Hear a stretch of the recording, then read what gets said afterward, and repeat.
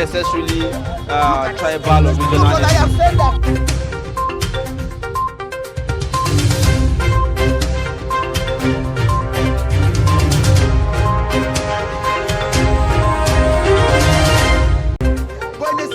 Where you find that they look at the same, not necessarily tribal or regional. I have said that.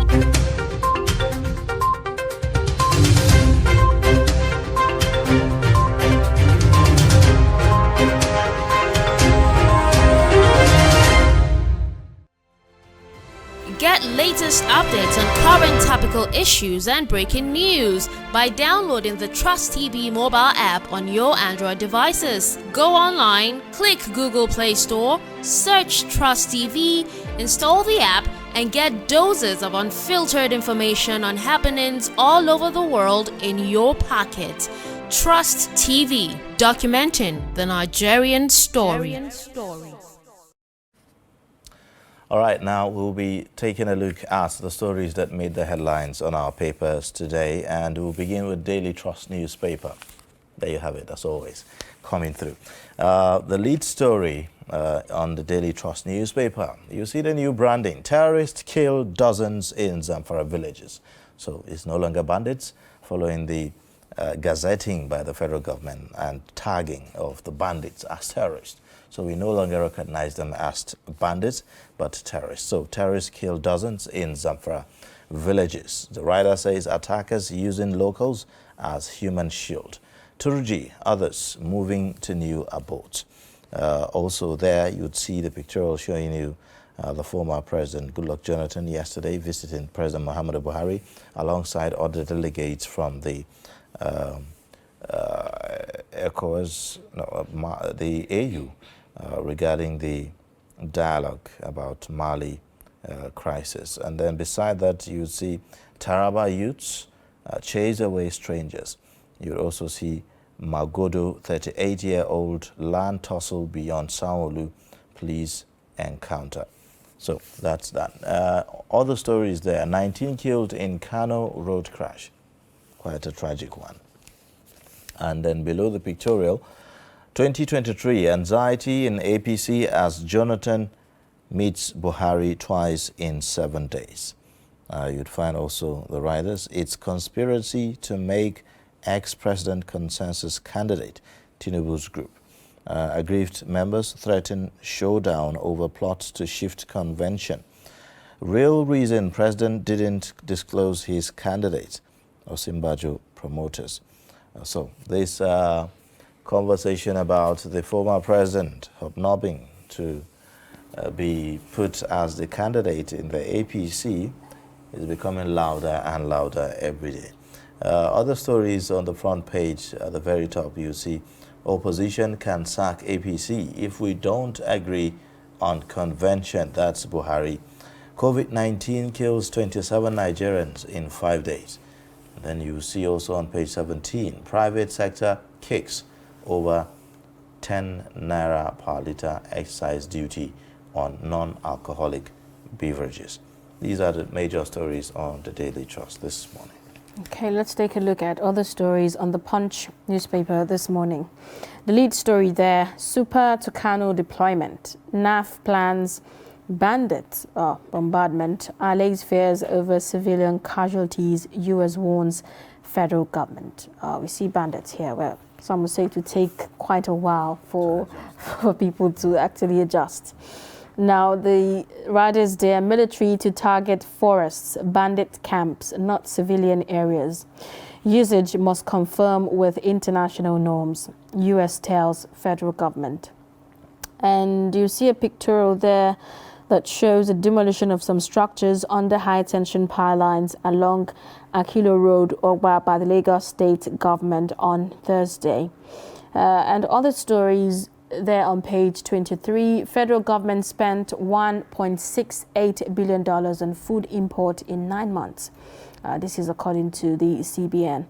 On then page 13, APC entrenched interests plotting to demarket me, fire me alleges.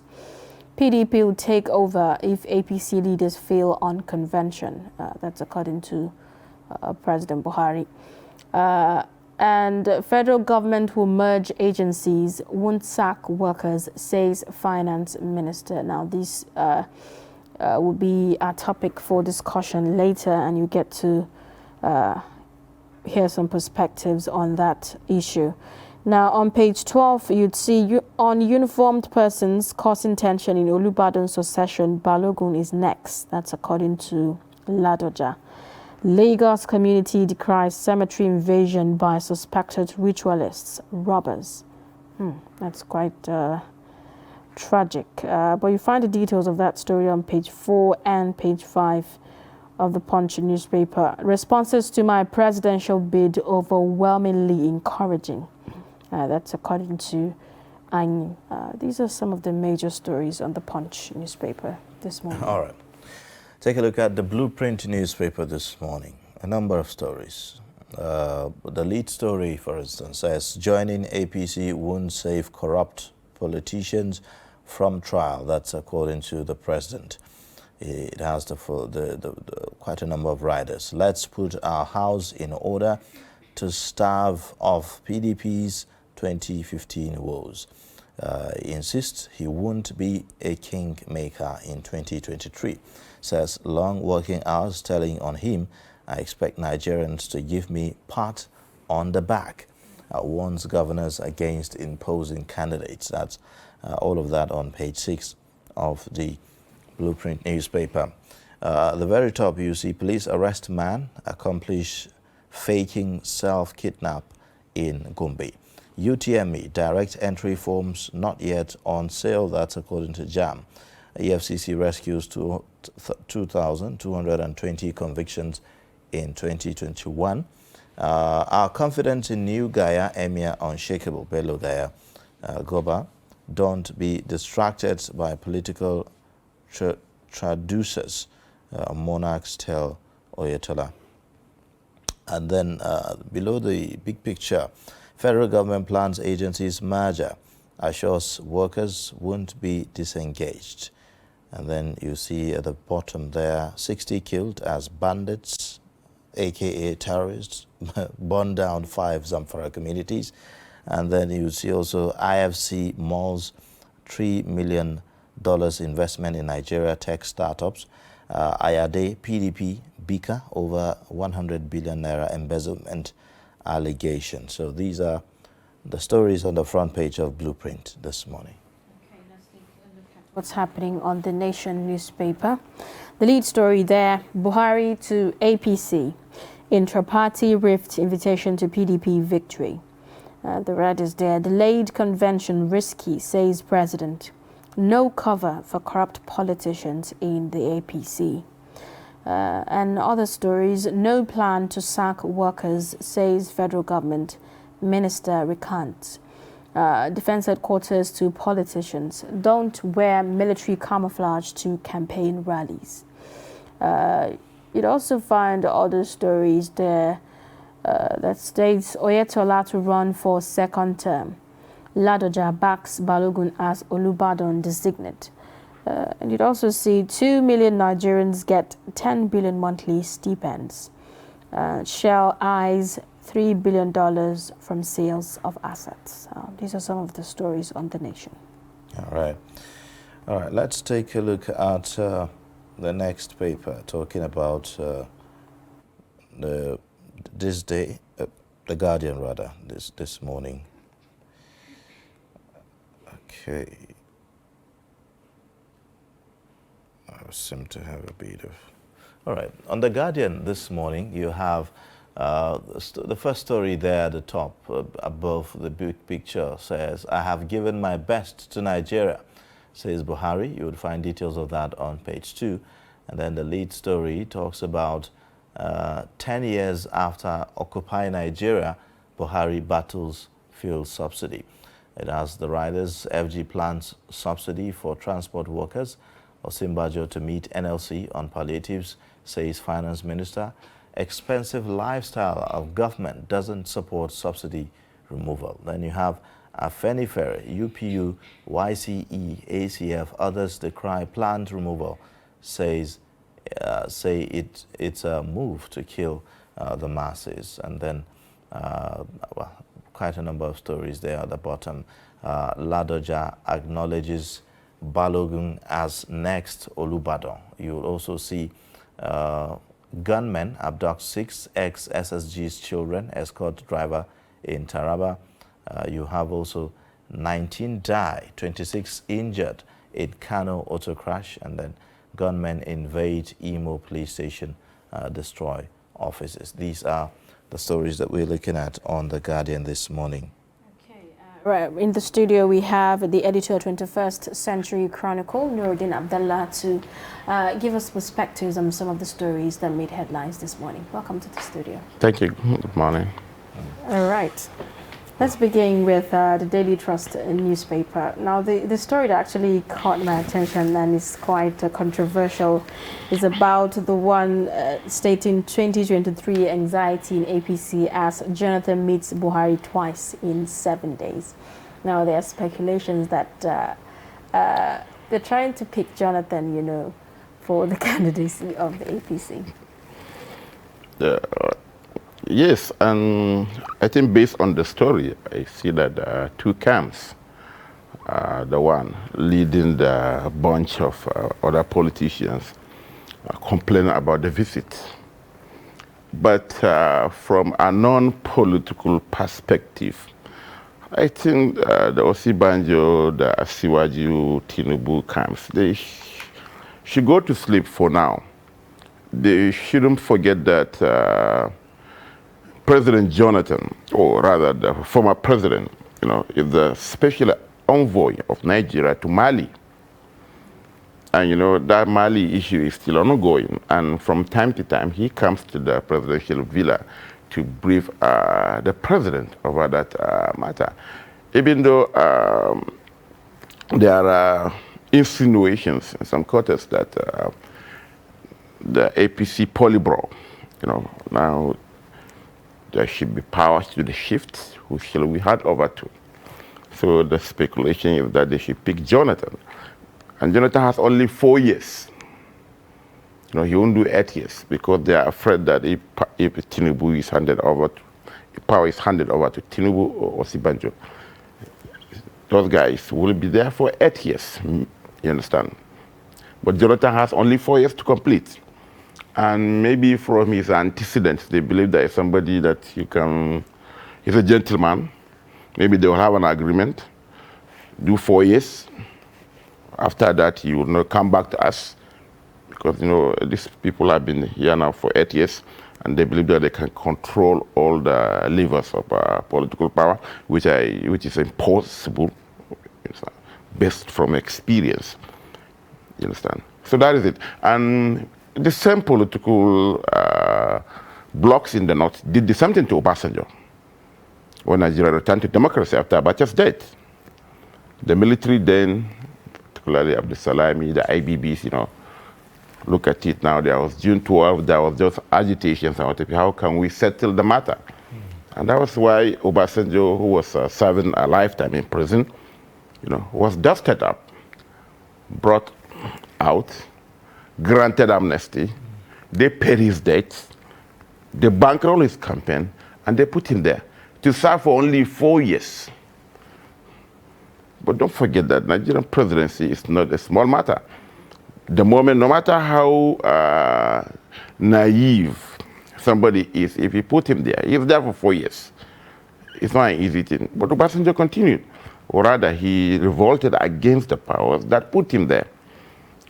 So maybe they will make the same mistake with Jonathan. Mike, Jonathan was there the last 4 years. He had his lieutenants, he has his advisors. He realizes most of his mistakes.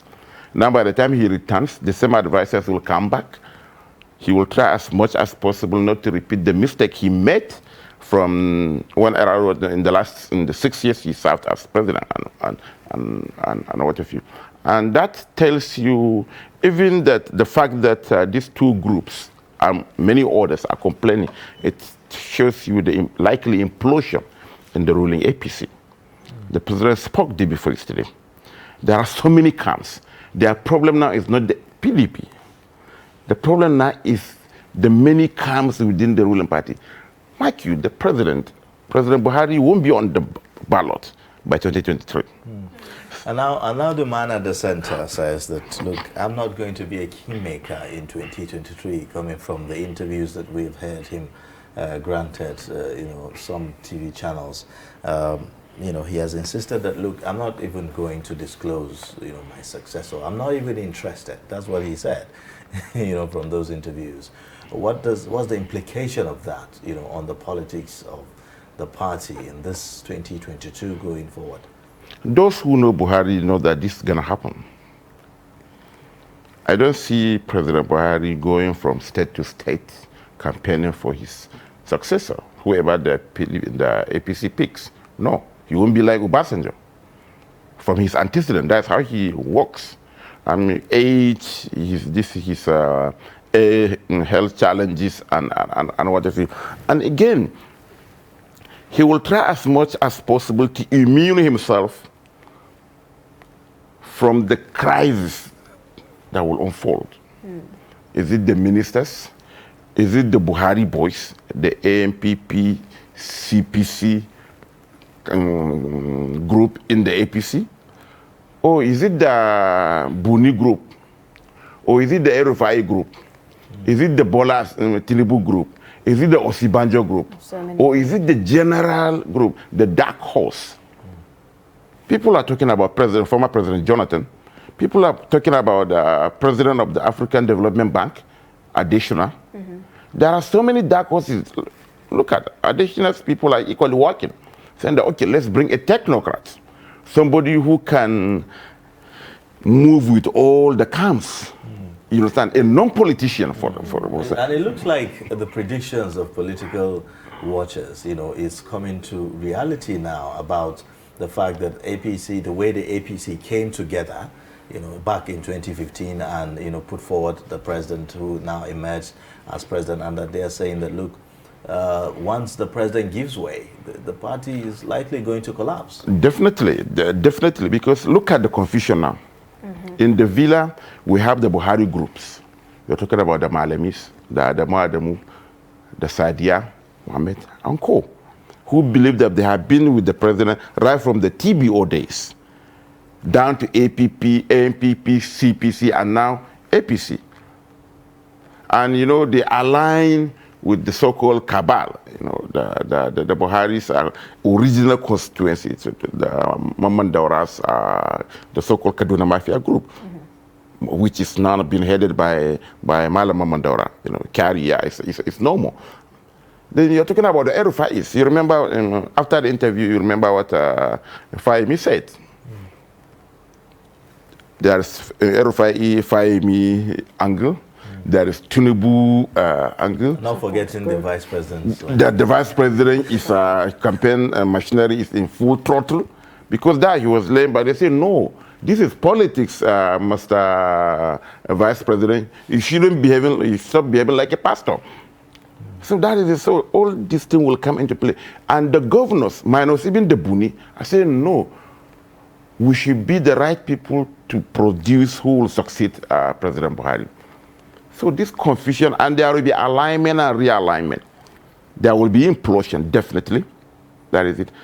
Provided Buhari won't be on the ballot, it's enough confusion for the APC. Fahimi now is accusing some entrenched interest in APC who are out to defame him, to drag his name in the mud ahead of 2023.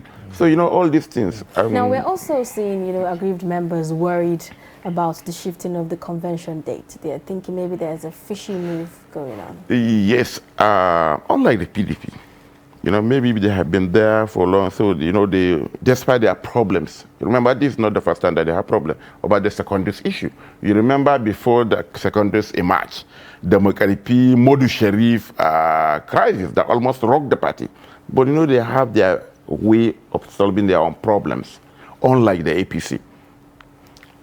Yes, because the convention will be the last straw that will bring the camels back.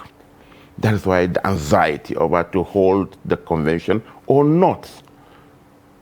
They want to put it closer to the presidential primaries, so that if the camp that belongs to Hajia Zainab did not succeed, you will have limited time to plot another graph, or that of Mr. Ilya, enough time. But if you do the convention, let's say February, March, April, May, June, there will be enough time for all these disgruntled camps to plot the graphs, to pitch their tent with other forces, even outside the party. So that is it. Yeah. Because the convention, whoever takes over, whoever gets the political levers at the convention will determine who becomes the presidential candidate. Now, also very important is the fact that many people believe that once it is election eve, like this year, mostly focus shifts, from governance, and pressing issues, and on back to politics, and so Nigerians at the end of the day end up suffering, for it. So, what do you see happening to some of the policies that this government is proposing in this year, talking about the 2022 budget, and we have this conversation about the removal of the fuel subsidy, like the Minister of Finance has been proposing, and the implication of that actually on the 2023 election? Usually, if you observe, particularly from 1999 to date, governors or political leaders at all levels work during their first year, their second year. The budget, like this 2020 budget, is actually what we call a political budget. Because the implementation, if for instance we normally have implementation, let's say 45 or maybe 50 or 55% on critical issues, most of these things now will be going to funding political activities at the federal, states, and even the local government level. We're in January now. If maybe you do this story, for instance, ask your reporter across the states and find out. Even the most serious governors, there are governors that don't stay in their states. They're always in Abuja or Lagos. Let's start the count and see within a month how many times does a governor stay. It's all about movement. Now with COVID, they don't longer go to Dubai. If not, the governor will just disappear on whatever reason, maybe 3 weeks, all plotting who gets what ahead of 2016. So the same thing with the budget. The budget, because they don't think about what they will do to the public. They are looking at the future. Most of these governors, remember, are in their second and last tenures. So what do I get after leaving office? Is it the Senate seat, who is now a retirement home for former governors? Or if you are a senator now, okay, after I have been in the Senate maybe in the last 12 years, what happens to me? I should either get the vice presidency, or I should go back and lead my state. I can't just go back home. I can't vanish into oblivion. So that is it. Isn't that an ideology we've actually put in our heads? Is that how it's supposed to be? No, that's not the ideal thing, but that's the reality. Look at it. And it is because of the way the offices are meant to be. You spend 8 years as governor. You don't know your finances. Whatever you want, you get. Mm-hmm. So you mean, then I will just retire, I will just leave office and go home and sleep? No. I should come to the Senate at the minimum. If I can get the vice president because it's only one slot, or I should have to fight hard to ensure that my friend, Mr. Elia, becomes the president, so that I becomes FCT minister, works minister, or power minister, what have you. But I just can't go back to my people. No. And what happens to even seeing 4-year tenures ending? The Constitution allows for 4 years tenure, right? So if re-elected, you come back for another 4 years. So, but in most cases, we haven't seen people who do 4 years and then the tenure ends. Most times, they come back. And we see the kind of drama that happens, during the politics, and the campaign and all that. So at the very moment you are elected, sworn into office, that's the very day you will start plotting for your second term. Yes, that is the reality. It is not the ideal situation. How do you do that? All the appointments you are going to make will reflect the next election season. You have to bring people that will work for you. Maybe the first appointment, if, for instance, now I become a governor, courtesy Zainab, who is my godmother in that case, right, or his godfather, then maybe she will give me a list. What is happening in Gombe? There are people who won't be governor if not because they were installed or imposed by their political godfathers. But during the first second year, they have to be thinking of and they have to revolt. But are we really going to move away from political godfatherism? Very, not in the near future. Because two things. Political power, is being controlled by these power blocks. You have to grovel to them to get it. It is not about how educated you are. It is not about your vision. No. If these people don't endorse you, you will get nowhere. That is it. And that's why I'm talking about direct or indirect promos. Just look at it. No. These political oligarchs are there. There are states certain people must endorse you. How can Nigeria free itself from these, cabals, if you may? Because apparently it's not helping Nigeria's democracy. We have, people who are good enough, people who have integrity, people who merit the offices, but are not able to see the light of day because of these cabals. So how can Nigeria free itself from these cabals? We've been talking electoral amendment, we've been talking independent candidature and the likes. What's going on? Maybe another thing you didn't say is not too young to wrong. Exactly. When they did it, I was laughing. I said, no. Yes, the same cabal, their kids will return from MIT, from Dubai, what have you. They will be the beneficiaries of this not too young to wrong. Not you and me. Because two things. It is not about age. It's about who is bankrolling you. Somebody somewhere who has political power, who has so much money, has to clear the ground for you. He has to make phone calls. In fact, by the time you return, you have a son who returned from MIT, US, and whatever, you have to, okay, next, I want you to go to the House of Reps. After maybe 2 years or 1 year, you come and govern the state. Even the social contacts. Okay, in that case, I want you to marry the daughter of so and so. It's a political realignment. So that you soften the ground. How many young men from nowhere were elected into political office? Even appointed. Mere political appointment. No, look at them. By the time I become a Senate president, look at the list of their aides. The surnames are children of friends. Children, of course.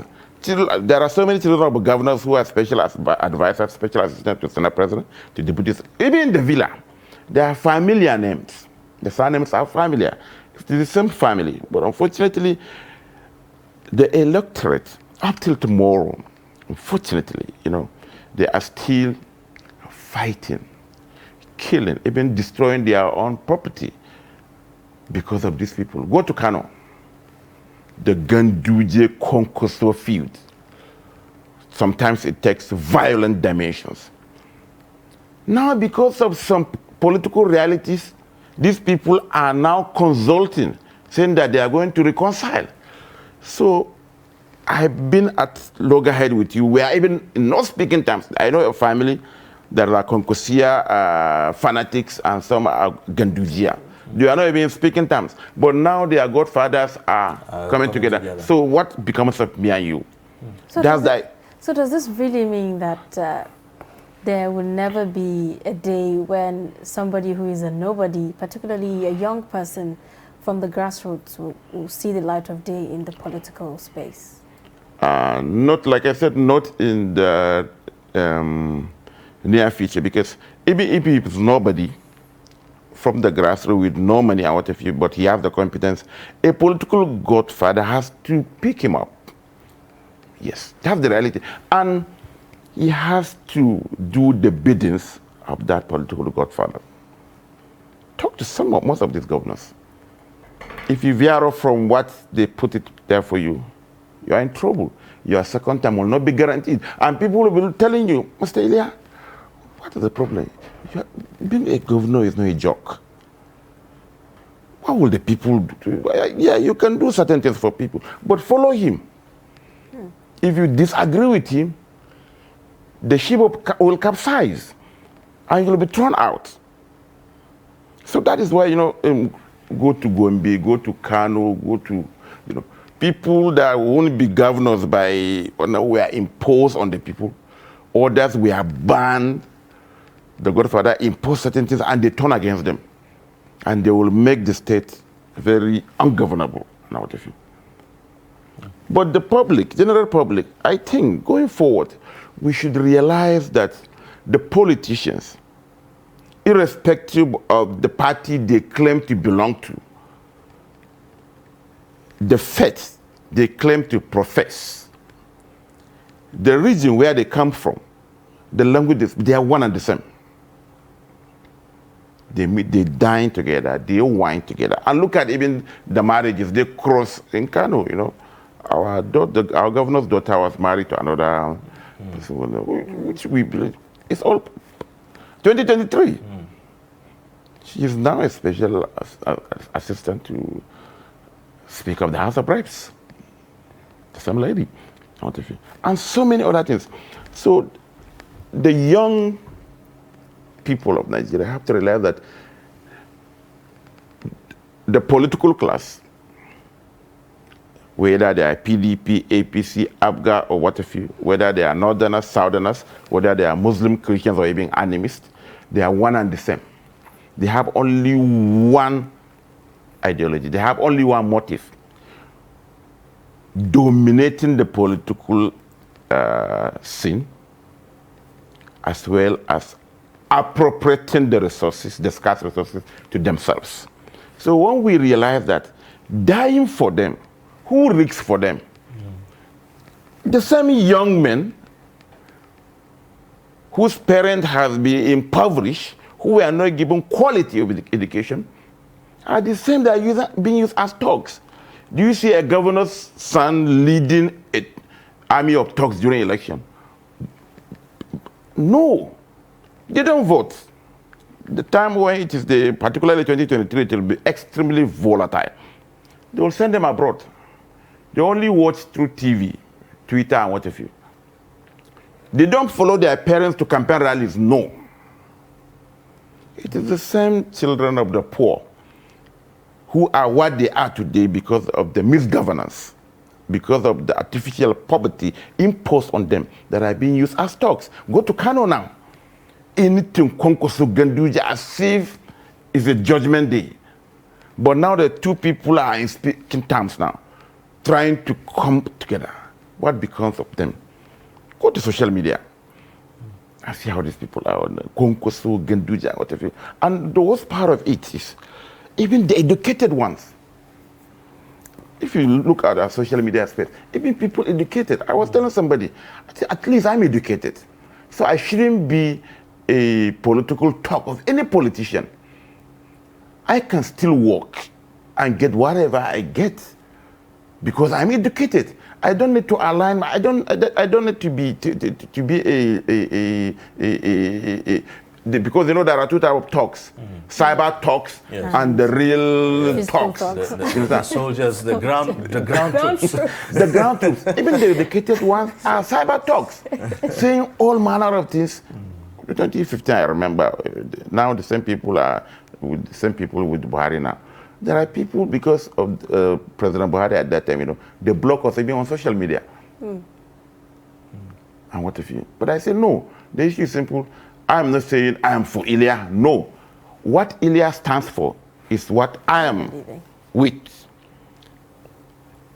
I'm not with Iliad just like that. There are certain policies I believe are good for the public, and that's what I stand with you. The moment you deviate from those things, it is not about individual. So But as we prepare for the 2023 elections, do you think Nigerians have actually learned any lesson through this time? yeah, but with the level of poverty, check the media space. All manner of youth now have been because of poverty and because of even lack of ideology, they don't believe in themselves. Desperation for quick money, they form all manner of associations to defraud the politicians. Look at now, Osibanjo has been dragged into the political campaign by force. And what that means is he has to be foiling money to these groups. So, and all these things, are done by the people who should be working or who should be thinking ahead. But sometimes don't blame them because of the political situation. Most of them are graduates, but without jobs. So that is it. So we think that things will change a bit. President Buhari won't be on the ballot. Because if the president is on ballot, it's a one-way thing. So now at least the political space will be so much charged. There will be so many variables, so many interests, and whatever. So we hope maybe a technocrat may come. Okay. The federal government can save 241 billion if the Stephen Oresanya report is properly implemented. Are you in line with that? The money is too small, if I put it that way. The saving they're talking about. And you mentioned contradictory statements within some days by the minister, It's understandable. 2022 is an election year. So downsizing, sack of workers. I hope they do it. Oresanya report is not new. Buhari has spent 6 years now, conservatively. Jonathan even made the Oresanya report. Jonathan has been there for about 6 years. Eradu started it. One of the most beautiful piece of work that ever been done. But the white paper was out, but no political will to implement it. At the end of the day, even the Oresanya himself, was involved in so many other things after that beautiful work he did.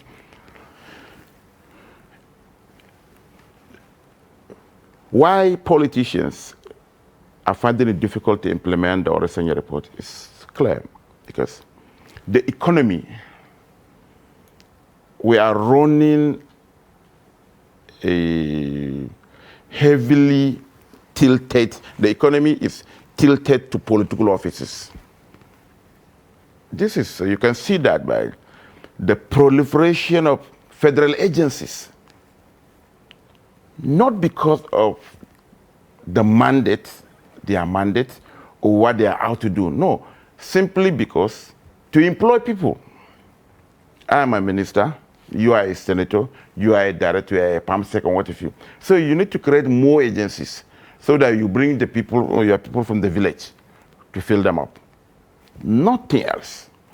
That was why, over 10 years, in the last 10 years, they couldn't have the guts to implement the Oresanya report. Look at it now.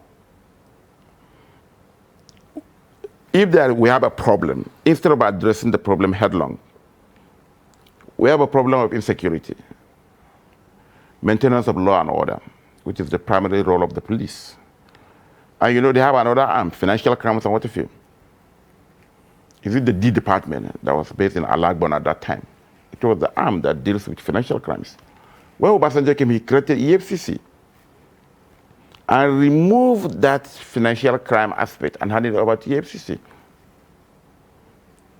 Not only that, he created ICPC instead of overhauling the police, ensuring that the right people were recruited, trained, and given the manpower, given the right training, the right hardware, the right remuneration, he created EFCC and ICPC. More than 20 years after, we are still battling distance.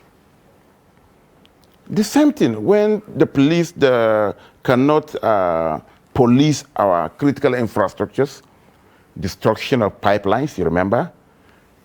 Thefts of cables, electrical cables, and what have you. Civil defense was created. They were armed. The problem remains. It is the job of the police that they took away. But the problem remains. So that is the problem. Instead of clinically dealing with this problem, you created all manner of layers of agencies to tackle the same problem. So why do you think you decided to implement that at this point? Don't say implement that. Implementation of Oresanya report simply means sacking workers. Yes, I read the report, not once, not twice. Well, it simply means sacking workers. Well, the federal government and said they are not laying them off. sacking So they are workers. not doing that. It simply means that they are not implementing the report. How about merging of these agencies? For instance, the report, it says that it established that there are 541 federal government parastatals, commissions and agencies. 263 of the statutory agencies should be reduced to 161, and that 38 agencies should be abolished completely. 52 agencies should be merged. We also have 14 should revert back to departments in ministries. These are some of the things that the report established. So in doing so, it's almost impossible to avoid sacking of workers, isn't it? If imagine, let's look at it this way. Imagine the Guardian, the Nation, the Sun leadership with trust to produce one daily trust now maybe. And you say you don't sack workers? These papers all have editors. They have deputy editors. They have assistant editors. They have politics editors, what have you. By the time you streamline, you still have one editor. Yeah, so what happened to the remaining editors? Yeah, And but maybe is the there no paid need to package will be expand? for those who would actually want to leave voluntarily because That of was that what merger. Oresanya did. I remember at that time, and he about 3 different packages. If voluntarily you are within this age bracket, spending so yes, this is your package. And in fact, there were even arrangements to give people hand-on training on how to live outside the service. Oresanya report is more than 10 years old, remember. So many things have changed after it. There are more than 700 federal agencies now. I remember not long ago, at the end of the Saraki regime, the Senate alone passed, the National Assembly alone passed laws to the 2 houses that created more than 28 federal agencies. In the last 6 years of Buhari, how many tertiary institutions were created by the National Assembly? In the region of hundreds of them. They were not captured by the Oresanya report. So if you look at, so the Oresanya report is even a cake now. There are more than, yes, yeah, hundreds, at least more than 300 agencies were created after he submitted this report.